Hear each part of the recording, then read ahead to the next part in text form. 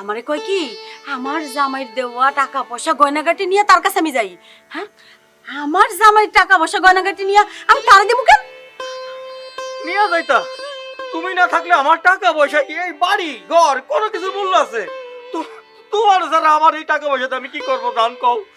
আমার মিনা ছাড়া আমার জীবনে কোনো কিছুরই তো দরকার নাই। আমার মিনাই আমার সবকিছু। হ্যাঁ, তোমারে কিছু না করে আইতে দিল? আমি কি রাইত কাটাইছি? আমার চুইল্লা যাবার কথা মনে করে আমি চলে আইছি। এর আগে যে হ্যাঁ তোমার কিছু করে নাই, এটা গ্যারান্টি ওয়ারেন্টি কি? তারপরও তুমি দোষী, এর ক্ষমা নাই। আমি কি কইছি আমি নির্দোষ? হ্যাঁ, আমি দোষ করছি, আমি দোষী।